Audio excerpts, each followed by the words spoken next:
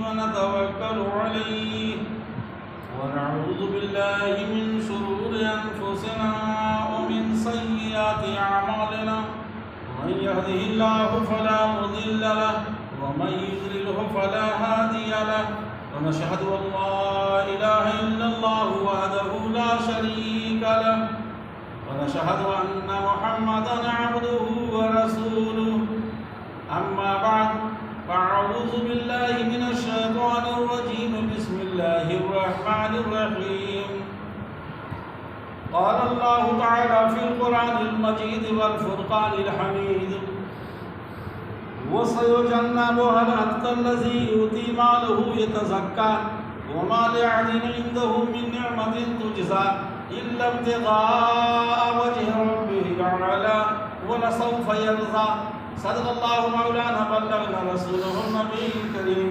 ونحن على ذلك لمن الشاهدين والشاكرين والحمد لله رب العالمين. محترم حضرات، یہ اللہ رب العالمین کا بہت بڑا فضل اور احسان ہے، اور جتنا بھی شکر گزاری کی جائے کم ہے کہ اس نے امام الانبیاء محبوب کبریا حضرت محمد رسول اللہ صلی اللہ علیہ وسلم کی امت میں پیدا فرمایا، مزید توفیق عطا فرمائے کہ ہم قرآن کریم اور نبی پاک صلی اللہ علیہ وسلم پر ایمان لائے۔ درود و سلام ہو اللہ کے آخری نبی حضرت محمد رسول اللہ صلی اللہ تعالی علیہ وسلم پر۔ اللہم صلی علی محمد وعلی آل محمد کما صلیت علی ابراہیم وعلی آل ابراہیم انکا حمید مجید۔ اللہم بارک علی محمد وعلی آل محمد کما بارکت علی ابراہیم وعلی آل ابراہیم انکا حمید مجید۔ محترم، ابھی جو میں نے قرآن کریم کے 30ویں پارے سے سورہ لیل پارے کی 17ویں رکوع ہے، آخری آیتیں ہیں، تلاوت کی ہے۔ ایک ایسی شخصیت کا ذکر ہے جو اس کائنات میں سب سے افضل ہے، جس کے مقام اور درجات میں کسی کو شبہ نہیں، وہ تحقیقی مسائل ہیں۔ اس کے عمل، اس کے کردار کی کوئی مثال نہیں ہے۔ وہ جنت میں جس دروازے سے چاہے، جہاں چاہے وہاں داخل ہوتا ہے۔ انہی کا ذکر ہے، آیت کریمہ انہی سے جڑی ہوئی ہے، انہی کے شان میں آئی ہے، جنہیں فرمایا کہ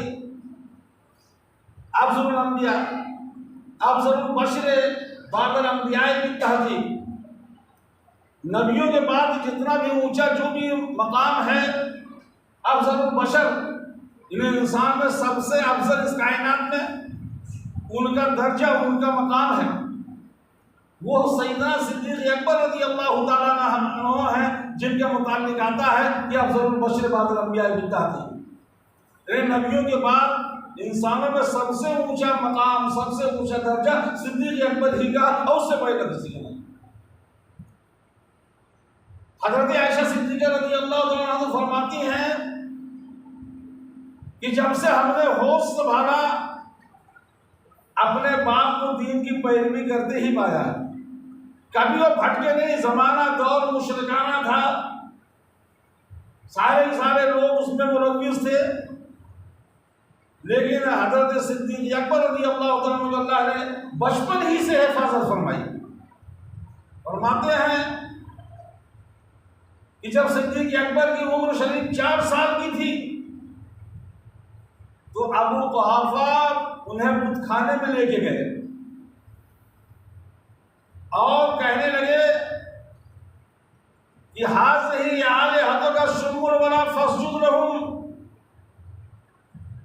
اے میرے بیٹے، یہ تمہارے بلند بالا خدا ہیں، ان کے سامنے سجدہ کرو، جھکو۔ ایک مجاز بنا رہے تھے کہ آج ہی سے اس کی پرستش، اس کی پوجا، اس کی عبادت کرنے کے لیے دل جھک جائے، بدن جھک جائے، سر جھک جائے اور اس کے سامنے مغلوب ہو جائے، اس کا روب اس کے اوپر آ جائے۔ ہوتا ہے نا کہ آدمی بچپن ہی سے اس کو سلائن میں ڈالتا ہے آپ نماز پڑھنے آتے تو اپنے بچوں کو لے کے آتے ہو تاکہ اپنے بچوں کو دکھائیں کہ مسجد ہے، یہ نمازی ہے، اس طرح پڑھو، اس طرح رکوع، اس طرح سجدہ، جھک کر کے اپنے آپ کو خدا کے سامنے عاجزی پیش کرو۔ تو جو جس لائن کا ہوتا ہے اس کی طرف جھکتا ہے، چاہے وہ کفر میں ہو، چاہے وہ شرک میں ہو، چاہے وہ عبادت میں ہو، چاہے وہ ریاضت مجاہدات میں ہو۔ تو صدیق اکبر رضی اللہ تعالیٰ عنہ کو ان کے باپ لے کے آئے اور کہا، اشارہ کر کے کہا، حاذہ آلہۃک الشمس والقمر فاسجدوا لہ، یہ تمہارے بلند بالا خدا، ان کا سجدہ کرو۔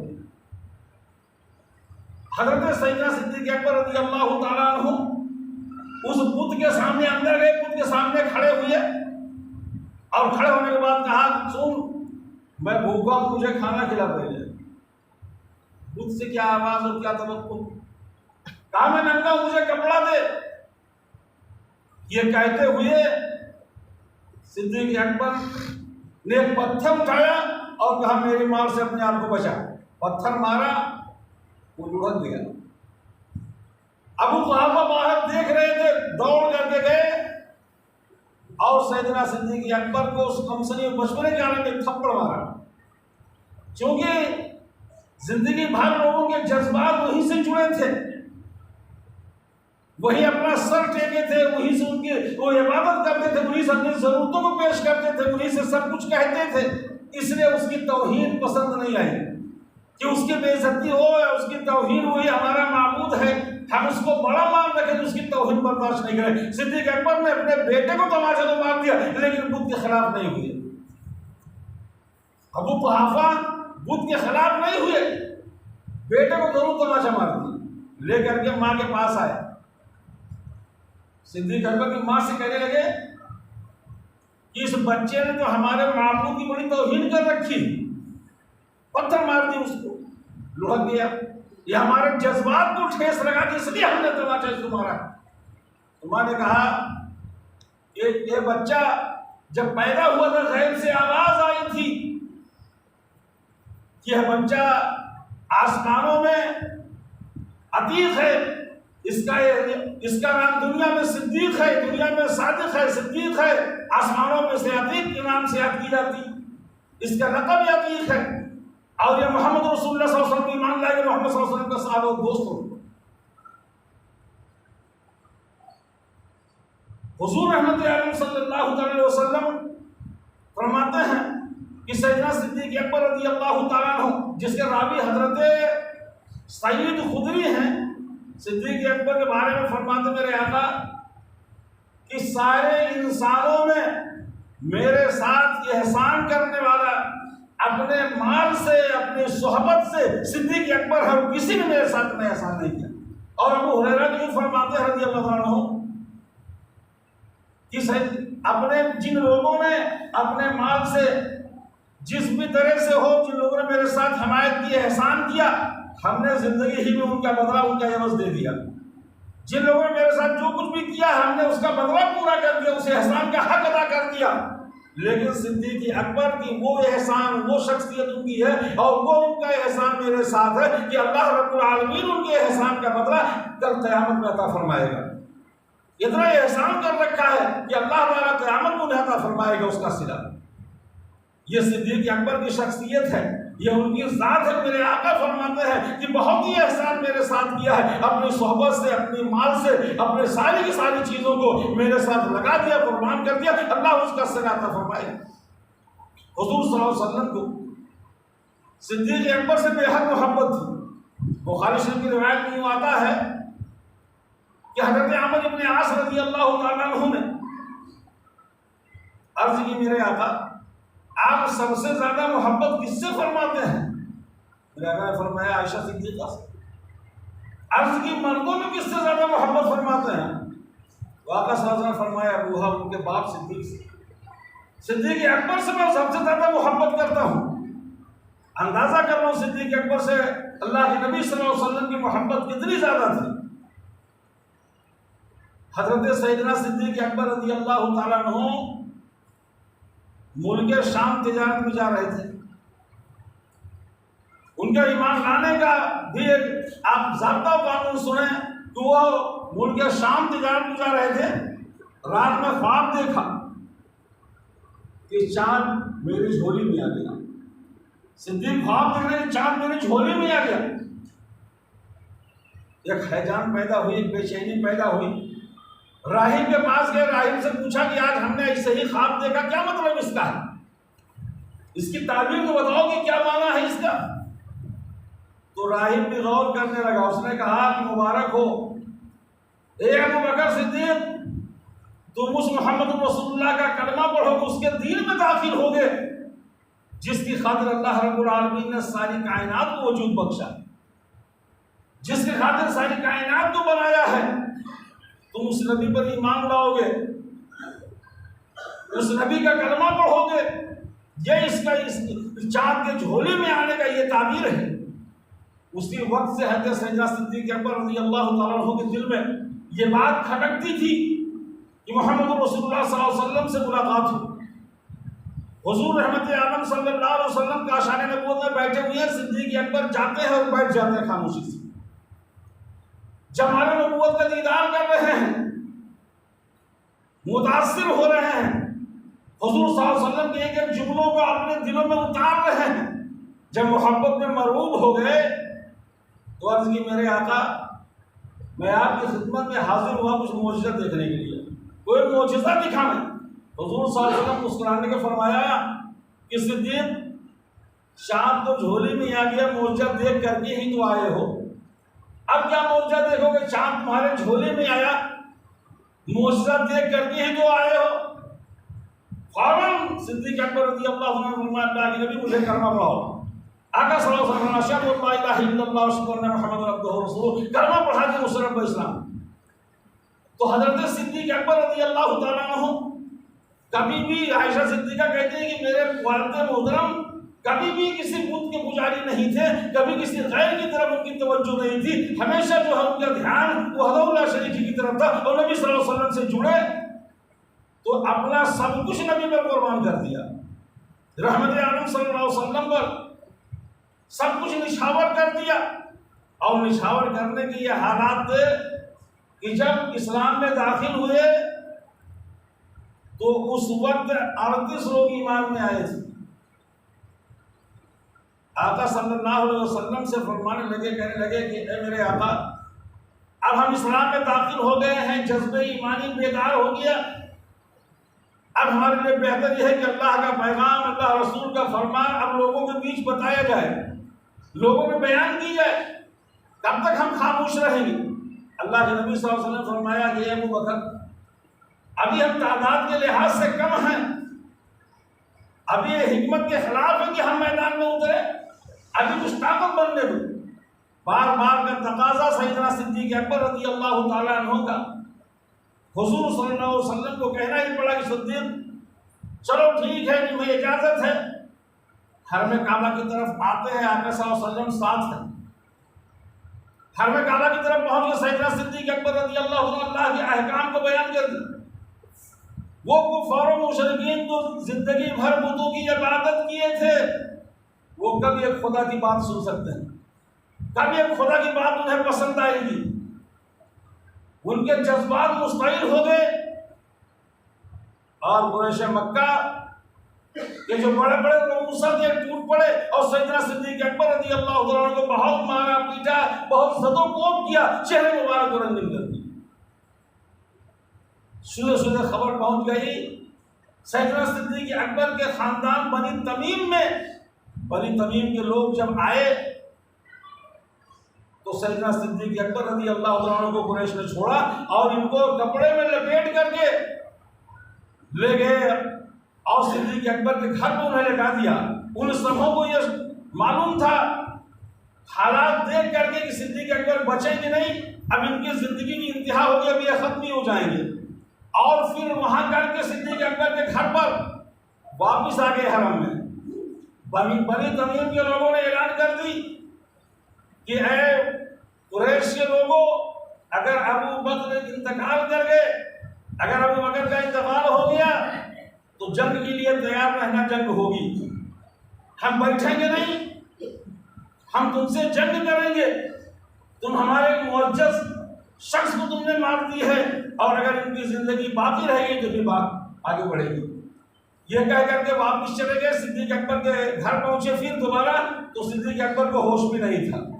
فرماتے یہ ہیں کہ جب دوپہر کے بعد دن کے آخری حصے میں جب حضرت ابوبکر صدیق رضی اللہ تعالیٰ عنہ کو کچھ ہوش آیا تو بیوی بچوں کو نہیں، ماں باپ کو نہیں، رشتہ دار خاندان کو نہیں پوچھا، تو یہ پوچھا کہ میری ماں یہ بتاؤ میرے آقا صلی اللہ علیہ وسلم کی کیا حالت ہے، کیسی خیریت ہے۔ جذبہ دیکھو، بنی تمیم کے لوگ تو یہ سمجھتے تھے کہ مار پٹائی کی وجہ سے اب دوبارہ پھر اس کا نام نہیں لیں گے، پھر اس طرف نہیں جائیں گے، پھر محمد رسول اللہ کا ساتھ چھوڑ دیں گے۔ لیکن صدیق کو ہوش جب آیا تو ہوش آتی ہے اپنے نبی کی خیریت پوچھتے، میرے آقا کا کیا حال ہے۔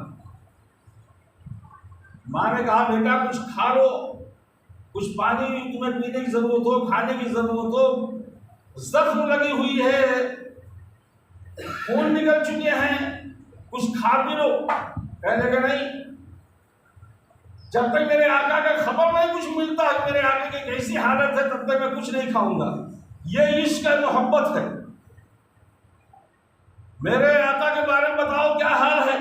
تو ماں نے کہا بیٹا مجھے معلوم نہیں، کہا کہ چلے جاؤ، اور وہ ام جمیل بنت خطاب، عمر فاروق اعظم کی جو بہن اس وقت ایمان لا چکی تھی، کہا ام جمیل کے پاس جاؤ اور ان سے پوچھو کہ محمد رسول اللہ کیسے ہیں، کیا خیریت ان کی ہے، ان پہ کوئی اذیت تو نہیں آئی۔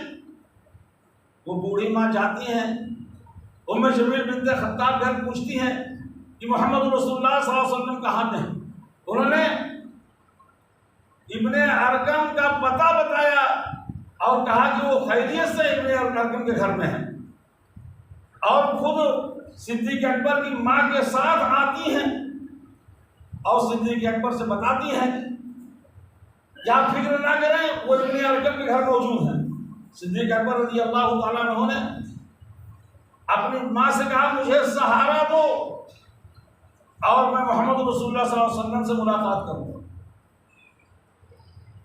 ماں نے سہارا دیا، اور جب صدیق اکبر رضی اللہ تعالیٰ عنہ وہاں پہنچتے ہیں تو میرے آقا نے پیشانی چوم لی اور بیٹھائے۔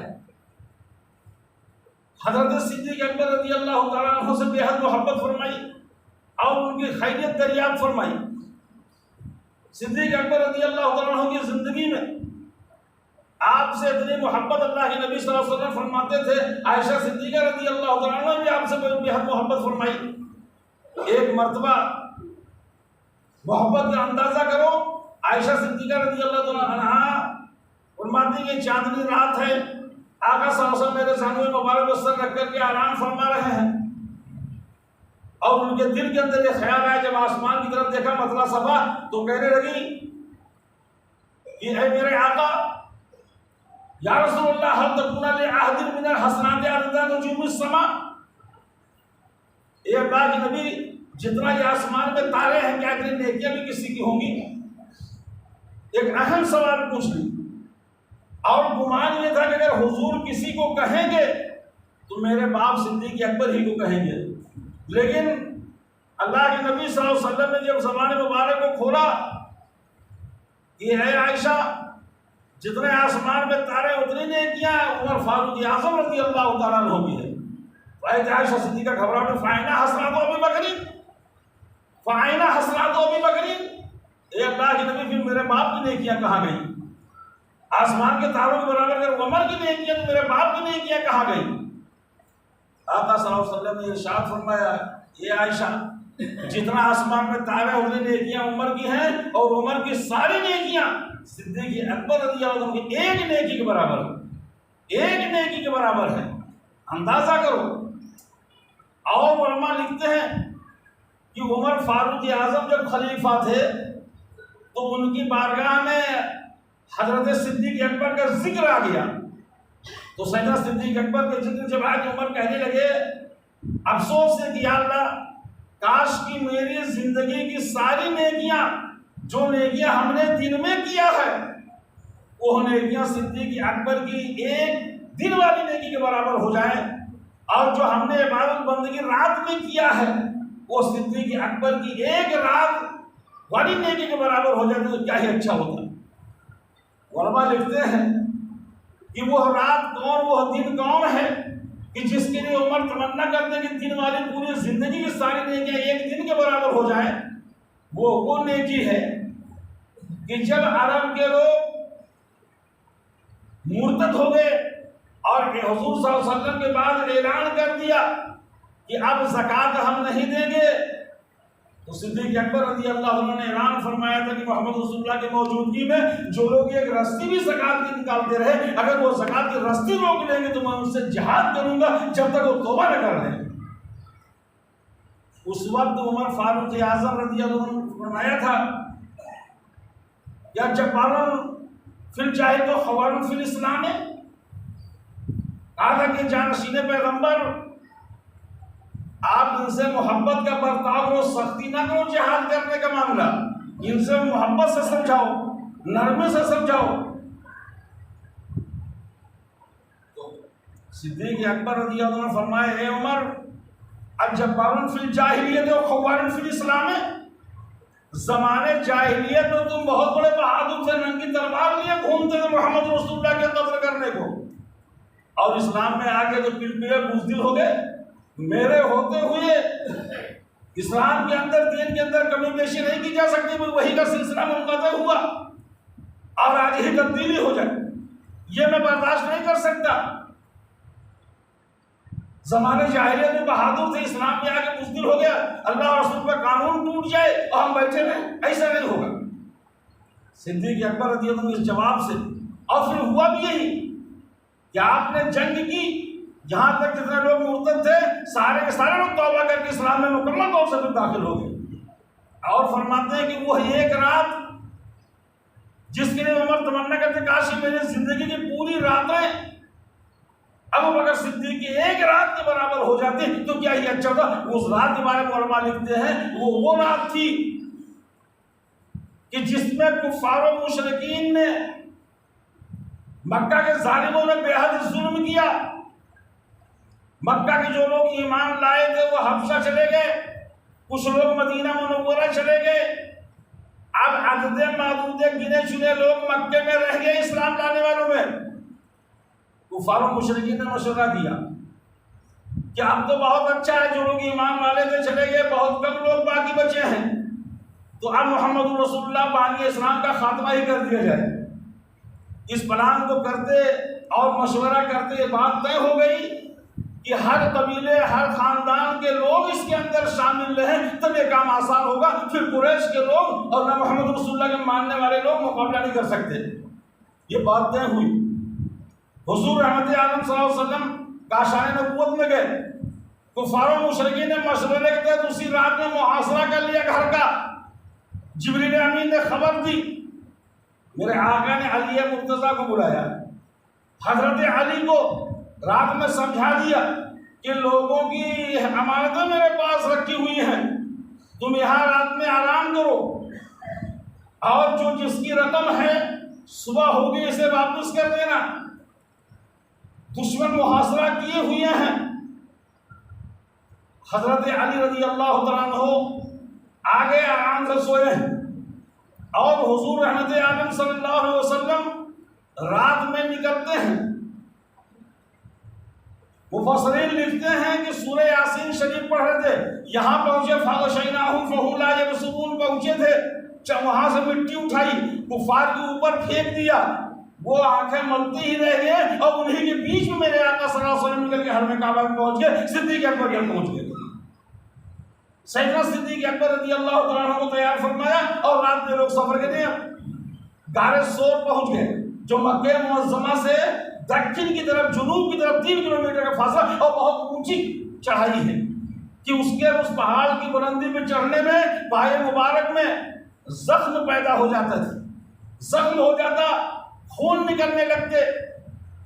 صدیق اکبر رضی اللہ تعالیٰ عنہ ساتھ تھے، اور ایسے مشکل وقت میں حضور رحمت عالم صلی اللہ علیہ وسلم کو کندھے پہ اٹھا کر کے وہاں پار کر لی، حضور صلی اللہ علیہ وسلم کو لے جا کر کے غار سور تک پہنچائے۔ اور یہاں کے حالات یہ ہوئے کہ جب صبح ہوتی ہے تو علی مرتضیٰ رضی اللہ عنہ بستر سے اٹھتے ہیں، کفار و مشرکین کہتے ہیں کہ علی تمہارے نبی کہاں ہیں؟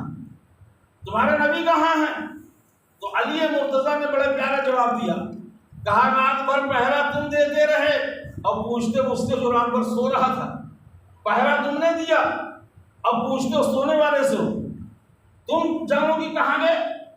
اس طرح سے وہ کافر ہاتھ ملتے ہی رہ گئے اور حضور رحمت عالم صلی اللہ علیہ وسلم جب آگے ادھر آگے غار سور پہ پہنچے تو اس کے اندر جانب میرے صدیق اکبر رضی اللہ عنہ اس کی صفائی کی، اللہ کے نبی آپ ٹھہر جائیں، اس غار کی میں صفائی کیے دیتا ہوں۔ صفائی کیا؟ اس کے اندر بہت سے سوراخ تھے، صدیق اکبر نے اپنے امامہ شریف کو پھاڑ پھاڑ کر کے سارے سوراخوں پہ لگا دیا، لیکن دو سوراخ اس طرح سے رہ گئے کہ کپڑا ختم ہو گیا، تو وہاں اپنے پائے مبارک کو لگایا، یعنی کو لگا دیا، اور آقا صلی اللہ علیہ وسلم کو اندر بولا میرے آقا آپ آرام کرا۔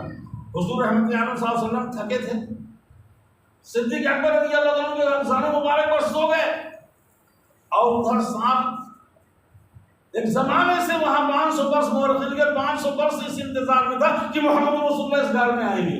اب وہ سانپ سارے سوراخوں پہ ٹھوکر مارتا رہا، ہر سوراخ کو بند پایا، لیکن دو سوراخ اس کو ایسے محسوس ہوئے جو کسی انسان کا پیر یا جسم کا حصہ وہاں نظر آیا، اس نے کہیں ٹھوکر مارا، صدیق اکبر رضی اللہ عنہ پائے مبارک کو ہٹائے نہیں، آخرکار اس نے اپنا کام کر ہی لیا، ڈس لیا۔ زہر جب جسم کے اندر سرایت کرنے لگا تو صدیق اکبر رضی اللہ عنہ کی آنکھوں سے آنسو ٹپکنے لگے۔ یہ بھی خوش نصیبی ہے، کوئی روتا ہے تو اس کے آنسو زمین پہ گرتے ہیں، کسی کے آنسو رومال پہ گرتے ہیں، کسی کے دامن پہ گرتے ہیں، لیکن یہ صدیق تو کتنا خوش نصیب ہے، تیرے آنکھوں سے تیرے پلکوں سے آنسو گرا تو محمد رسول اللہ کے رخسار مبارک پہ گرا، نبی کے چہرے مبارک پہ گرتا ہے۔ میرے آقا بیدار ہو گئے، فرمایا صدیق تمہیں کس چیز نے رلایا؟ عرض کی میرے آقا مجھے ڈسا گیا، کسی چیز نے مجھے ڈس لیا ہے اور زہر میرے بدن کو چھو گئی، میرے بدن میں سرایت کرتی جا رہی۔ علاقہ صلی اللہ علیہ وسلم نے لعاب دہن لگایا تو سیدنا صدیق اکبر رضی اللہ تعالیٰ عنہ کا درد ختم ہو گیا، وہ زہر ختم ہو گیا اور صدیق اکبر رضی اللہ عنہ ٹھیک ٹھاک اور صحت یاب ہو گئے۔ یہ حالات تھے کہ صدیق اکبر حضور صلی اللہ علیہ وسلم کے ساتھ اپنے جان مال ساری کے سارے قربانیاں پیش کی، اس لیے حضور صلی اللہ علیہ وسلم نے ارشاد فرمایا کہ میرے ساتھ جن لوگوں نے بھی احسان کیا سب کا بدلہ ہم نے دے دیا ہے، لیکن صدیق اکبر رضی اللہ تعالیٰ عنہ کے احسان کا بدلہ اللہ تعالیٰ قیامت ہی میں عطا فرمائے گا، میری بس کی نہیں، اللہ رب العالمین خود انہیں عطا فرمائے گا۔ اور صدیق اکبر نے مال و جائیداد کسی چیز کو جو جنگ تبوک کے موقع فرمایا کہ حضور صلی اللہ علیہ وسلم کی بارگاہ میں اس حال میں آئے سب کچھ دے کر کے کہ بٹنوں کی جگہ پہ کانٹے سے ٹانکا ہوا تھا، یہ حالت ہے کہ جبریل امین بھی حضور کی خدمت میں آئے، فرمایا کہ اللہ کے نبی صدیق اکبر سب کچھ قربان کر دیا، پوچھو کہ کل هو راض عنی فی فقر کا ھذا مساخط، اس حال میں جس حال میں وہ آئے ہیں کیا وہ اللہ سے راضی اور خوش ہیں؟ میرا آقا نے فرمایا صدیق اس حال میں تم خدا سے خوش ہو؟ صدیق اکبر نے 3 مرتبہ فرمایا انا عن رب راضین، انا عن رب راضین، انا عن رب راضین، میں اپنے رب سے راضی ہوں، میں اپنے رب سے خوش ہوں، میں اپنے رب سے بالکل مطمئن ہوں۔ یہ سیدنا صدیق اکبر کی حالت تھی۔ عائشہ صدیقہ تو یوں کہتی ہیں کہ میرے باپ نے حضور پہ سب 40,000 درہم اپنے زندگی میں حضور پہ قربان کیا۔ جب صدیق اکبر کی زندگی کے آخری لمحات آئے تو عائشہ صدیقہ کہتی میرے باپ کے پاس نہ دینار تھا نہ درہم تھا، سب کچھ ختم ہو گیا تھا، جو کچھ انہوں نے کیا۔ اسی جنگ میں عمر کہتے ہیں کہ الیوم اسبق ابا بکر ان سبقته، کہتے ہیں ان دنوں میں بڑا خوشحال تھا اور میں اپنے گھر کا آدھا اثاثہ حضور کی خدمت میں پیش کیا تھا جب حضور نے فرمایا تھا کہ تبوک کے لیے اپنا مال حاضر کرو، اور عمر یہ سمجھتے تھے کہ آج میں اگر سیدنا صدیق اکبر سے بڑھ گیا خرچ کرنے میں تو بڑھ ہی جاؤں گا۔